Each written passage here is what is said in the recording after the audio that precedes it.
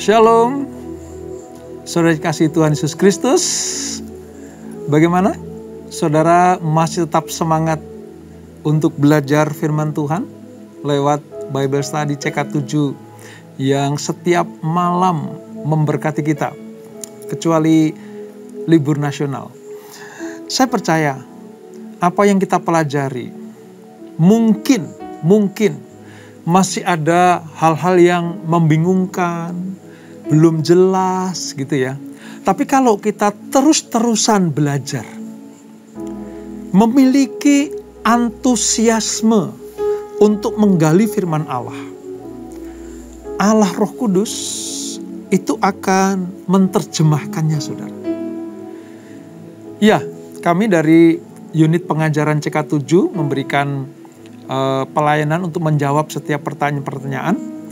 Tetapi yang sempurna itu jawabannya dari Tuhan sebenarnya. Nah, gimana caranya? Saudara tetap setia ikuti program Bible Study ini. Terus antusias, ya, mau menggali lebih lagi. Kalau program ini selesai dalam waktu 40-45 menit, saudara harus menyediakan waktu lebih lagi. Untuk apa? Menggali lebih dalam lagi. Maka saya percaya kita semuanya akan mengerti kehendak Allah. Karena Allah yang mewahyukan, Allah juga yang akan menerjemahkan sempurna buat kita semuanya. Nah, sebelum kita memulai pelajaran kita malam hari ini dari Keluaran pasal 30, mari kita minta tuntunan Tuhan, tuntunan Roh Kudus, supaya kita tidak melenceng, kita tidak keluar dari jalurnya Tuhan. Tapi kita tetap fokus kepada kehendak Tuhan lewat firman yang ditulis, firman diwahyukan, dan firman yang akan kita kupas seturut dengan kehendak Tuhan. Mari kita sembah Dia.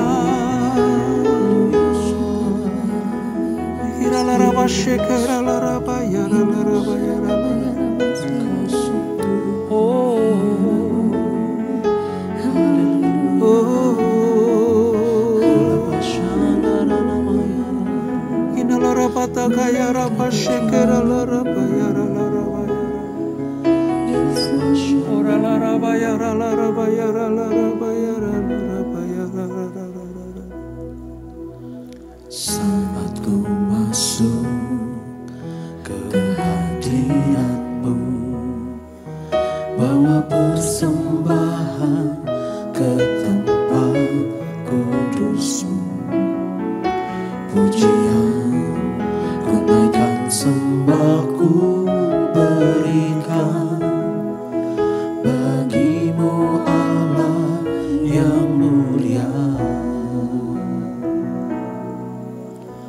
Kau layakkan ku menghampirimu, melihat tata kemuliaan-Mu Tuhan. Pujian ku naikkan, sembah ku berikan bagi-Mu Allah yang mulia. Oleh kuasa darah-Mu, Kau telah tebus dosaku. Kekudusan-Mu melingkupiku, kasih-Mu mengalir memulihkan hidupku. Sungguh besar anugerah-Mu, Kau selamatkan hidupku. Ku menjadi ciptaan yang baru oleh kuasa darah-Mu. Benar Tuhan, hanya oleh karena kuasa darah-Mu lah kami menjadi. Saat ku masuk ke hadirat-Mu, bawa persembahan ke tempat kudus-Mu, pujian ku naikkan, sembah ku berikan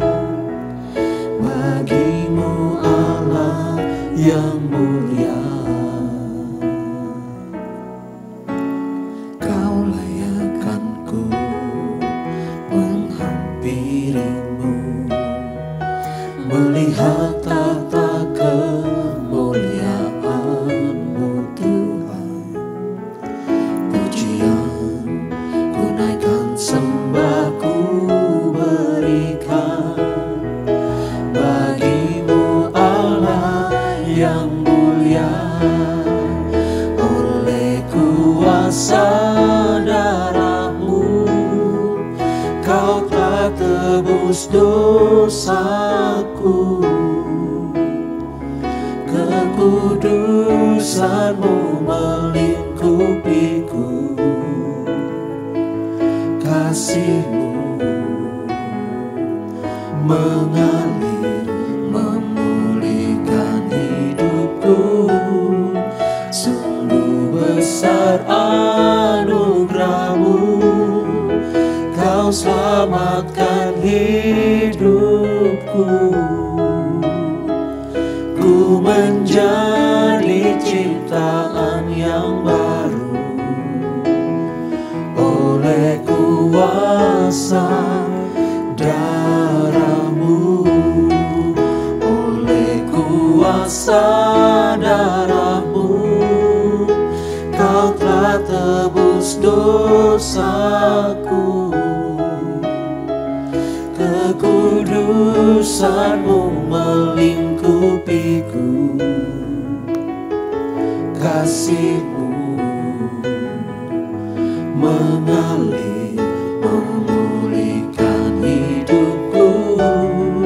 Sungguh besar anugerah-Mu, Kau selamatkan hidupku. Ku menjadi ciptaan yang baru oleh kuasa darah-Mu.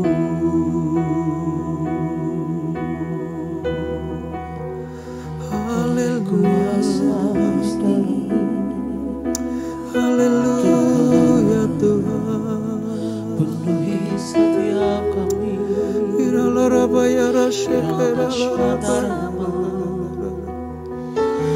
Urapi kami, urapi kami Tuhan.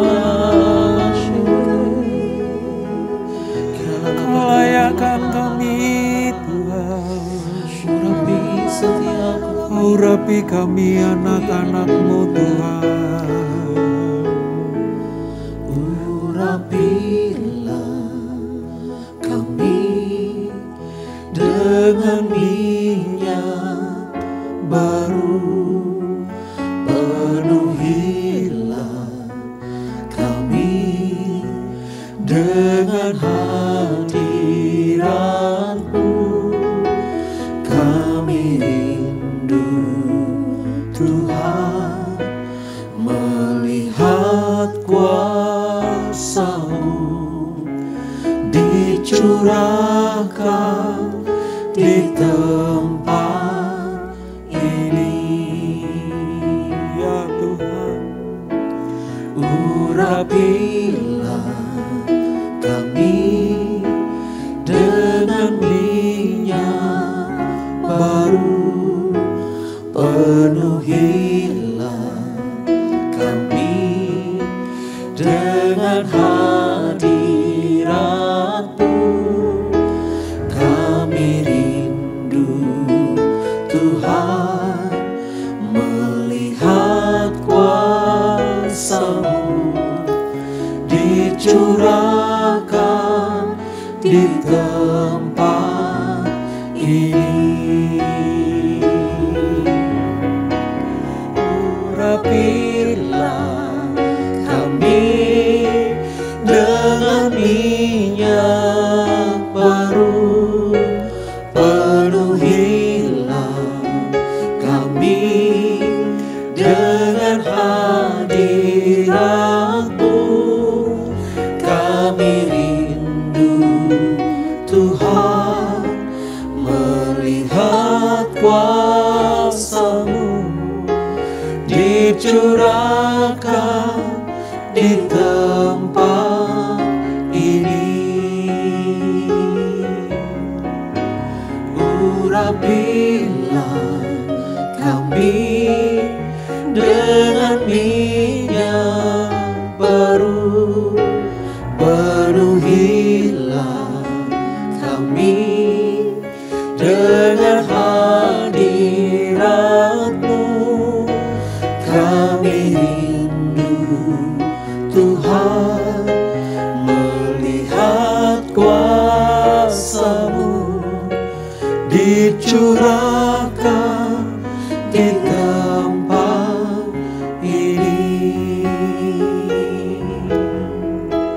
Kami rindu Tuhan melihat kuasa-Mu dicurahkan di tempat ini.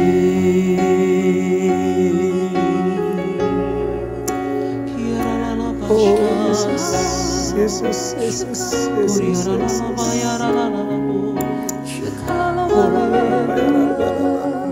Inilah kerinduan kami ya Tuhan, untuk dipenuhi dengan hadirat-Mu, dipenuhi dengan hasrat-Mu, dipenuhi dengan kehendak-Mu, supaya kami dilayakkan menjadi umat tebusan Allah, sehingga darah Yesus tidak sia-sia untuk membersihkan, mengampuni, mengurapi kami menjadi manusia yang baru. Terima kasih Bapa, terima kasih Tuhan Yesus, terima kasih Roh Kudus atas lawatan-Mu, atas urapan-Mu, atas jamahan-Mu. Dan hal itulah yang membuat kami semakin bergairah untuk menyelam lebih dalam, belajar firman-Mu, menggali lebih dalam lagi tentang kebenaran firman-Mu, supaya kami diperlihatkan kebenaran-kebenaran yang hakiki, yang sungguh-sungguh berasal dari Tuhan. Bukan apa kata orang, tetapi apa kata Tuhan, langsung kami terima daripada-Mu. Terima kasih Bapa. Urapi kami, urapi hamba-Mu menyampaikan firman ini. Di dalam nama Yesus, mari yang siap belajar firman Tuhan sama-sama katakan, amin, amin, amin. Baik, kita akan melanjutkan pembelajaran kita dari Keluaran pasal yang ke-30, saudara. Di sini kita akan banyak belajar, kita akan banyak mengerti bagaimana Allah bukan hanya mempersiapkan kemah suci, bukan hanya mempersiapkan pakaian imam, bukan hanya melayakkan para imamnya, tapi juga Tuhan sedang memberikan sebuah arahan bagaimana mezbah seperti apa, korban seperti apa, alat-alatnya seperti apa. Nah, ini yang akan kita pelajari di Keluaran pasal yang ke-30 ini. Nah, ada banyak ayat saudara, tetapi kita akan ringkas saja. Nanti kita akan cakup semuanya sehingga kita tidak kehilangan apapun juga. Mengenai mezbah pembakaran ukupan. Jadi pasal 30 ini ada banyak hal. Nomor 1, tentang mezbah pembakaran ukupan. Yang kedua, mengenai persembahan khusus pada waktu pendaftaran orang Israel. Yang ketiga, mengenai bejana pembasuhan. Yang keempat, mengenai minyak urapan yang kudus. Nah, dan yang kelima, mengenai ukupan yang layak dan yang kudus bagi Tuhan. Nah, dari 5 hal ini nanti akan kita pelajari dengan rangkuman supaya kita mengerti dan tidak menghabiskan waktu, tapi intinya dapat. Kira-kira seperti itu. Mari kita baca ayat 1 sampai dengan ayat yang ke-6. Mengenai mezbah pembakaran ukupan. Haruslah kau buat mezbah tempat pembakaran ukupan. Haruslah kau buat itu dari kayu penaga, sehasta panjangnya dan sehasta lebarnya, sehingga menjadi 4 persegi. Tetapi haruslah 2 hasta tingginya. Tanduk-tanduknya haruslah seiras dengan mezbah itu. Haruslah kau salut itu dengan emas murni. Bidang atasnya dan bidang-bidang sisinya sekelilingnya. Serta tanduk-tanduknya haruslah kau buat bingkai emas sekelilingnya. Haruslah kau buat 2 gelang emas untuk mezbah itu di bawah bingkainya. Dan kedua rusuknya haruslah kau buat gelang itu.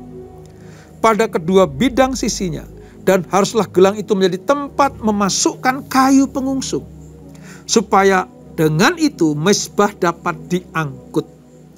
Haruslah kau buat kayu pengusung itu dari kayu penaga, dan kau salutlah dengan emas. Haruslah kau taruh tempat pembakaran itu di depan tabir penutup tabut hukum, di depan tutup pendamaian yang di atas loh hukum, di mana aku akan bertemu dengan engkau. Nah saudara, dari satu perikop ini yang kita pelajari tentang mezbah pembakaran ukupan, sebenarnya nanti itu akan mewakili bagaimana cara membuat tempat atau mezbah-mezbah yang lain. Misalnya tempat ukupan, ya, bejana pembasuhan, ya, mezbah persembahan khusus misalnya. Semuanya terwakili oleh apa? Mezbah pembakaran ukupan ini. Apa maksudnya terwakili? Nomor 1, detil. Sekian hasta, dilapisi emas, sekian ukurannya, taruhnya di mana, ditaruh gelang-gelang seperti apa, kayunya kayu penaga, semuanya detil dan harus tepat seperti yang Tuhan kehendaki. Beberapa waktu yang lalu kita belajar bagaimana Allah secara serius mempersiapkan kemah suci ini. Nah hari ini terbukti, ya, bukan hanya kemah sucinya, bukan hanya pakaian imamnya, bukan hanya imamnya yang diperhatikan Allah, tetapi juga tentang mezbah-mezbahnya, alat-alatnya juga diperhatikan oleh Tuhan. Nah, apa yang dimaksud dengan pembakaran ukupan itu, saudara? Ukupan ini melambangkan penyembahan dan doa yang terus-menerus dari umat Allah. Ukupan ini adalah tanda bahwa di dalam kemah suci selalu ada kegiatan, ada peristiwa, ya, dari pihak umat menyembah Allah, dari pihak umat berdoa kepada Allah, dari pihak umat ada hubungan yang tidak pernah terputus-putus kepada Allah. Saya ibaratkan seperti ini. Sedetik saja terputus, maka itu mengakibatkan hal-hal yang luar biasa. Entah bencana, ya, entah murka Allah, entah hal-hal yang membuat bangsa Israel itu ketakutan. Pokoknya sedetik pun tidak boleh ada terputus antara hubungan manusia dengan Allah, antara hubungan umatnya dengan Allah. Itu dilambangkan dengan apa? Pembakaran ukupan. Kalau boleh saya katakan ya, 24 jam setiap hari. 7 hari setiap minggu. Terus menerus ukupan ini dinaikkan kepada Tuhan. Ini tentang penyembahan dan doa yang terus menerus. Nah, mezbah pembakaran ukupan ini dapat dinajiskan. Bila apa? Bila imamnya tidak benar. Bila apa? Bila bahan-bahan yang dipersembahkan tidak seperti yang Tuhan mau. Bisa. Sehingga apa? Tidak diterima oleh Tuhan. Atau sembarangan saja, asal-asalan saja. Allah tidak pernah mau menerima hal-hal yang dari manusia kalau dipersembahkan dengan asal-asalan. Dengan sekedarnya. Dari pihak Allah serius, dari pihak umat juga harus serius. Ini inti tentang apa, saudara? Ukupan, mezbah ukupan ini. Ini dari kayu penaga, saudara. Penaga itu kayu yang khusus, ya, kayu yang khusus. Saya belum menemukan di Indonesia ini kayu penaga itu seperti apa, saudara. Tetapi kalau saudara pernah pergi ke Israel, ya, ke Israel itu ada satu tempat di mana ada miniatur tentang bait suci, ya. Di situ disebutkan nih kayu penaga itu seperti ini, gitu. Nanti kalau saudara ke sana akan ditunjukkan itu. Nah, ini mezbah ini, saudara. Pembakaran ukupan ini diletakkan di dalam ruang kudus. Ingat 3 ruangan ya yang pernah saya sampaikan, ada Maha Kudus, Ruangan Kudus, dan Pelataran. Nah, ukupan ini, mezbah ukupan ini diletakkan di ruang kudus. Sebab di ruang Maha Kudus hanya ada tabut perjanjian yang isinya 2 loh batu, ya, buli-buli berisi mana, lalu tongkat Harun yang bertunas. Sementara mezbah ukupan ini ada di ruang kudus dan hanya imam yang boleh menaruh sesuatu di dalam mezbah ukupan ini. Ini aturannya, ya. Nah, bau yang harum dari dupa yang berkumandang itu, saudara, itu sangat memenuhi ruangan kemah suci. Ini lambang bahwa Tuhan menginginkan agar dupa yang harum, penyembahan kita, doa-doa kita, pelayanan kita, itu senantiasa hanya dipanjatkan kepada Tuhan dan untuk kemuliaan Tuhan. Pelayananmu, persembahanmu, doa-doamu, pujian penyembahanmu itu hanya melulu kepada Tuhan. Itu bagaikan bau yang harum, seperti ukupan yang dibakar oleh para imam. Itu menyenangkan Tuhan. Allah disenangkan dengan praktek pembakaran ukupan ini. Allah disenangkan dengan pujian penyembahan doa anak-anaknya yang dilantunkan siang dan malam. Allah tidak pernah bosan mendengar penyembahan saudara. Allah tidak pernah bosan mendengar pujian saudara kepadanya. Allah tidak pernah bosan mendengar doa-doa yang dipanjatkan umat kepadanya. Seperti lambang ukupan tidak pernah selesai, tidak pernah berhenti. Sepanjang waktu diadakan, demikianlah sepanjang waktu Allah bersedia mendengar, menikmati, dan menjawab doa-doa kita. Itu lambang ukupan, saudara. Ya, jadi kalau saudara baca firman Tuhan ada kata-kata mezbah korban atau pembakaran ukupan, ya, itu melambangkan bahwa dari pihak umatnya selalu memuji Tuhan dan dari pihak Allah selalu bersedia menikmati dan menjawab doa-doa kita. Berikutnya tentang bejana pembasuhan. Ya, bejana pembasuhan itu di ayat 17 sampai 21. Ya, saya rangkumkan begini. Bejana ini merupakan satu tempat untuk menampung air yang diletakkan di antara mezbah tembaga dan kemah suci. Ya. Jadi sebelum umat datang, sebelum imam datang, dia harus membasuh baik tangannya atau kaki mereka sebelum masuk ke tempat kudus. Para imam harus memastikan dirinya bersih untuk ketahirannya, untuk pemurniannya, melarutkan semua kesalahan, melarutkan semua dosa. Karena yang akan dimasuki adalah ruang suci, ruang kudus. Nah, melalui bejana ini, kebutuhan untuk membersihkan diri setiap hari bagi orang-orang yang melayani Tuhan bukan sekedar dianjurkan. Oh, kalau sempat ya, enggak. Tetapi wajib, ini tuntutan Allah. Ingat, firman Allah berkata, hendaklah kamu kudus sebab aku kudus.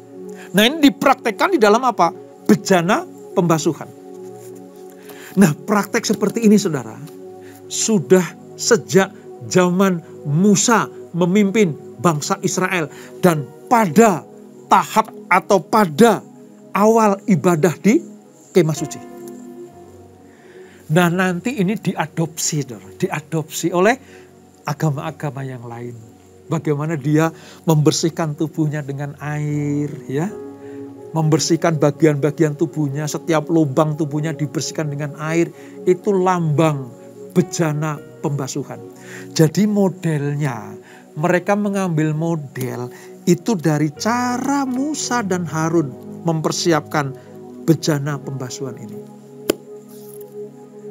Saudara kita yang ada di Katolik, ya, kalau mau masuk ke gereja mengikuti upacara misa, dia selalu mengambil satu minyak yang akan dioleskan di tubuhnya lewat tanda salib. Ya. Itu sebenarnya adopsi dari bejana pembasuhan. Inilah tradisi zaman Musa, Harun dan bangsa Israel. Sejak di tanah perjanjian, sejak di padang gurun, mereka sudah memberikan sebuah praktek pembersihan diri. Karena yang akan dihadapi, yang akan dijumpai, tempatnya saja kudus, apalagi yang hadir, dia pasti maha kudus. Jadi bejana pembasuhan itu lambang pembersihan. Bukan hanya kaki dan tangan, tapi nomor satu adalah hati. Hati. Lebih jauh kalau kita pelajari tentang Mazmur 24, saudara. Nanti saudara pelajari ya, Mazmur 24 ayat 3 dan 4. Di situ dikatakan nih, siapa yang boleh berdiri di tempatnya yang kudus? Hanya orang yang bersih tangannya dan murni hatinya. Nah ini bagian dari bejana pembasuhan itu seperti itu. Nanti misalnya saudara dalam praktek perjamuan kudus, sebelum makan roti lambang tubuh Kristus dan minum anggur lambang darah Kristus, saudara diminta untuk apa? Berdiam diri sejenak. Minta dilayakkan. Minta dikuduskan. Minta diampuni dosa-dosa kita. Tahukah saudara, ketika kita melakukan hal itu, sebenarnya itu praktek tabernakel ketika pembasuhan di bejana itu. Setiap kali mengintrospeksi diri, melihat ke dalam kesalahan apa yang kita lakukan sehingga kita nanti nggak dilayakkan Tuhan bertemu dengan Dia. Itu namanya introspeksi diri. Dalam praktek tabernakel itu tentang pembasuhan. Supaya kita layak, tahir, dan berkenan kepada Tuhan. Dan saya mau katakan begini saudara. Kalau itu kita lakukan, maka persembahan kita, pujian kita, itu diterima oleh Tuhan. Tadi dikatakan ya, Mazmur tadi dikatakan yang bersih tangannya dan murni hatinya. Jadi persembahan kita, pujian kita, doa kita, pelayanan kita, semuanya diterima Tuhan karena kita sudah dibasuh, dibersihkan, disucikan, dikuduskan itu. Praktek pembasuhan ini diadopsi oleh agama-agama yang lain, ya. Agama-agama yang lain saya nggak akan sebutkan, tetapi saudara tahulah ya bagaimana mereka harus membersihkan dirinya sebelum masuk atau beribadah atau memuji Allahnya. Itu saudara. Yang terakhir, tentang minyak urapan. Nah ini penting kita pelajari saudara. Kenapa? Karena banyak sekali orang menganggap bahwa minyak urapan itu dilakukan pada masa-masa keimaman para Lewi gitu ya. Sampai sekarang sudah tidak berlaku. Banyak yang seperti itu. Tapi mari kita pelajari saudara. Saya akan bacakan di ayat yang ke-22 dari Keluaran 30. Mengenai minyak urapan yang kudus. Berfirmanlah Tuhan kepada Musa. 23. Ambillah rempah-rempah. Pilihlah mur tetesan 500 shikal. Dan kayu manis yang harum setengah dari itu, yakni 250 shikal. Dan tebu yang baik 250 shikal. Dan kayu teja 500 shikal. Ditimbang menurut shikal kudus dan minyak zaitun 1 hin. Haruslah kau buat semuanya itu menjadi minyak urapan yang kudus. Suatu campuran rempah-rempah yang dicampur dengan cermat, seperti buatan seorang tukang campur remah-remah. Itulah yang harus menjadi minyak urapan yang kudus. Ini sampai dengan ayat ke-33. Tapi saya mau kasih pengertian begini saudara. Ada satu media, artinya sarana, ya, yang dipakai Tuhan dan diperintahkan Tuhan kepada Musa dan Harun sebagai lambang apa? Sebagai lambang pengurapan, pengudusan, lalu legalitas dari Allah kepada para imam dan manusia. Dan saudara lihat tadi, untuk membuat minyak urapan demikian rumitnya, saudara. Ya, 500 sikal ini, 500 sikal itu, ya. Ada kayu manis, bahkan saya juga kaget ada tebu pula, ya. Kayu teja, ya, dicampur menjadi satu, lalu dijadikan sebagai dicampur dengan minyak 50 sikal, ya. Minyak zaitun ditumbuk, lalu dijadiin satu, di mix gitu, lalu dijadikan minyak urapan. Ini juga tidak main-main, saudara. Minyak urapan ini tidak main-main. Karena minyak urapan ini minyak yang kudus. Saudara bisa bayangkan. Bukan hanya tempatnya, bukan hanya kemah sucinya, bukan hanya pakaiannya, bukan hanya orangnya yang kudus. Bukan hanya korbannya, nggak cacat bercela. Tapi juga minyak urapannya juga harus kudus. Dalam hal ini seluruh eksistensi penyembahan, pelayanan, doa harus dilakukan dengan posisi yang kudus. Nah, untuk itu minyak ini dipergunakan sebagai apa? Lambang tentang pengurapan, pentahiran. Saudara pernah dengar atau baca tentang peristiwa bagaimana seorang perempuan meminyaki Yesus? Ya. Lalu diseka dengan rambutnya. Itu lambang apa sih? Lambang keagungan. Lambang kemuliaan. Lambang perkenanan. Lambang orang yang mendapatkan tugas khusus. Mendapatkan orang yang diurapi, itu artinya yang mendapatkan tugas dari Tuhan.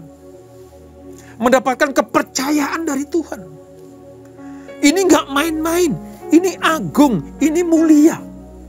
Oleh sebab itu, gereja harus mengajarkan kepada para jemaatnya, para domba-dombanya, para pemimpin gereja, para gembala, ya, para hamba-hamba Tuhan harus mengerti bahwa minyak urapan itu bukan untuk hal-hal yang remeh-temeh.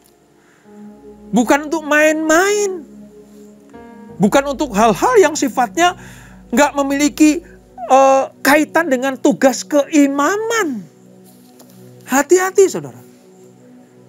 Ini harus diperhatikan. Kalau tidak, maka semuanya akan dinyatakan tidak tahir. Tidak kudus. Itu masalahnya. Nah, siapa yang bisa memberikan pelayanan menggunakan minyak urapan ini dalam hal ini, dalam kemah suci ini nih? Hanya imam besar, loh, saudara. Hanya imam besar. Karena ini otoritas dari Allah.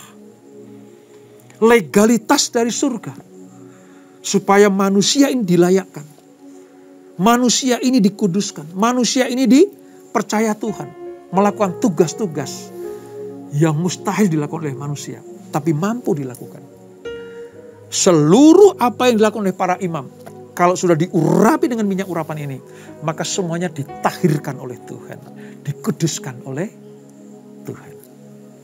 Nah, oleh sebab itu mari mulai saat ini, khususnya yang sudah belajar di Bible Study ini, jangan main-main dengan benda ini, saudara, dengan minyak urapan ini, ya. Jangan dikomersilkan. Wah, apalagi punya motivasi menimbun kekayaan dengan cara menggandakan minyak urapan, ya.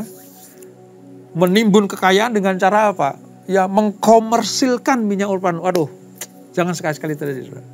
Zaman Harun hidup, saudara, masalah tentang minyak urapan ini gemetar loh, saudara. Takut di dalam hormat kepada Tuhan. Kita belajar sekarang. Seperti Tuhan menghendaki semuanya sempurna adanya, demikianlah kita mempergunakan semuanya itu dengan takut dan gentar kepada nama Tuhan itu. Itu cara kita melayani Dia. Itu cara kita menyenangkan Dia. Dan hari ini kita belajar tentang mezbah pembakaran ukupan, tentang bejana pembasuhan, dan minyak urapan, supaya kita semakin layak di hadapan Tuhan. Kita tundukkan kepala. Bapa, terima kasih untuk anugerah-Mu, sehingga pada malam hari ini kami dapat belajar tentang banyak hal, khususnya tentang mezbah pembakaran ukupan, di mana sepanjang waktu harus ada dupa yang naik ke hadapan Tuhan. Lambang bahwa tidak boleh ada putus putus antara umat dengan Allah. Tidak boleh ada jeda antara umat dengan Allah. Baik itu penyembahan, pujian, doa-doa kami kepada Tuhan. Dan itu menyenangkan Tuhan. Kami juga belajar tentang bejana pembasuhan. Bagaimana untuk ketemu dengan Tuhan. Kita harus menyadari bahwa kita orang berdosa. Kita harus mengakui di depan Tuhan bahwa kita minta ampun kepada Tuhan. Mencuci kaki dan mencuci tangan itu lambang pembersihan diri untuk bertemu dengan Yang Maha Kudus itu. Dan kami belajar bagaimana minyak urapan yang diperintahkan Tuhan untuk dibuat oleh Musa dan Harun. Itu lambang atas otoritas dari Tuhan. Penyucian, pengudusan, pembersihan, baik roh, jiwa, dan tubuh dilambangkan dengan penggunaan minyak urapan ini. Kami nggak mau main-main. Kami nggak mau memakai hal-hal yang kudus ini untuk hal-hal yang sifatnya tidak sungguh-sungguh. Ampuni kami Tuhan kalau kami melakukannya dengan tidak sungguh-sungguh.